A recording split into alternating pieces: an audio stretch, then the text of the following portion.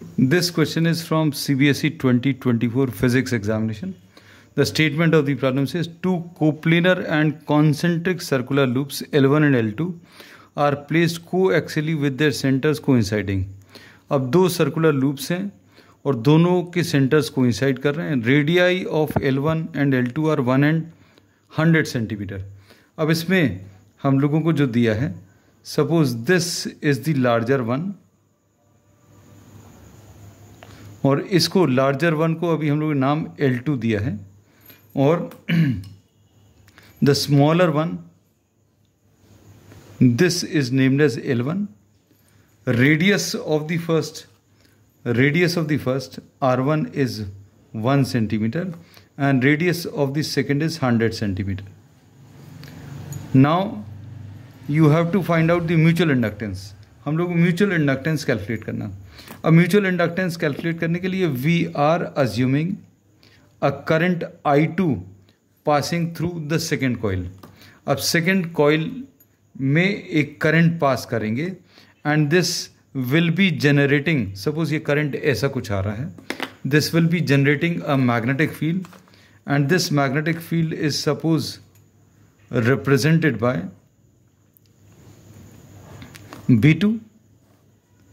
इसको अभी हम लोग ने B2 लिख दिया. तो हम लोग इसमें पहला अजम्पशन जो ले रहे हैं, आप करंट जो है I1 के थ्रू L1 के थ्रू भी ले सकते हैं. Suppose I2 passes through L2.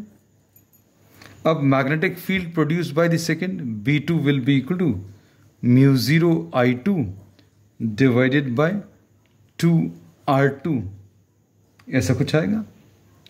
अब this magnetic field gets linked with what, the first loop. इसके साथ लिंक हो जाएगा. So phi1 will be equal to B2 into what, the area of the first loop.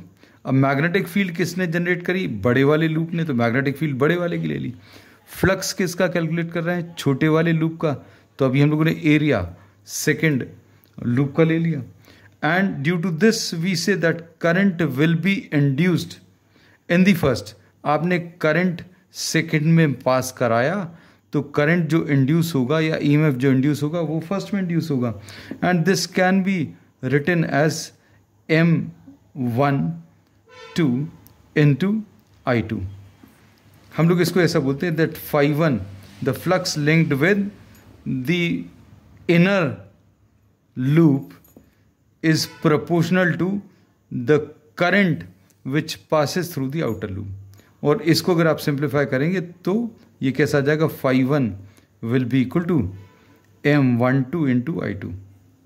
या simple M भी लिख सकते हैं, कोई दिक्कत नहीं है इसमें. You can simply write this as M अगर कन्फ्यूजन होता है.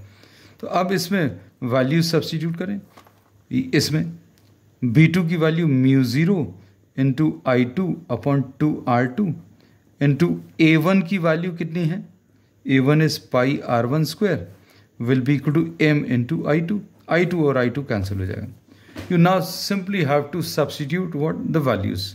तो M की वैल्यू कैसे मिलेगा, हम लोग म्यू 0 की value 4 pi into 10 to the power of -7 लिखा, इंटू पाई लिखा, into R1 square, R1 is 1/100 का whole square divided by 2R2. R2 की वैल्यू 100 सेंटीमीटर, इसको अभी हम लोग 1 मीटर लिख सकते हैं. 100 बाय 100 यानी हम लोग इसको 1 मीटर लिख सकते हैं. तो 2 into R2 will be 2 into 1. So this will be the value of M. अब इसको अगर आप सिंप्लीफाई करेंगे 2 सा ये कितना आ जाएगा, 2 into pi square into 10 to the power of -7 into 10 to the power of कितना आ जाएगा, ये 10 to the power of -2 का होल स्क्वायर, मतलब 10 to the power of -4.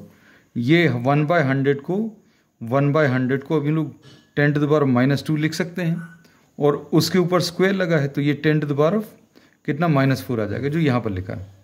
Upon नीचे कुछ नहीं बचा. अब इन्होंने क्वेश्चन में कहा पाई स्क्वायर को आप 10 ले सकते हैं. So this will B 2 into 10 into 10 to the power of -11 and this will be 2 into 10 to the power of -10. ये 1 - 11 will be -10. Henries will be the answer.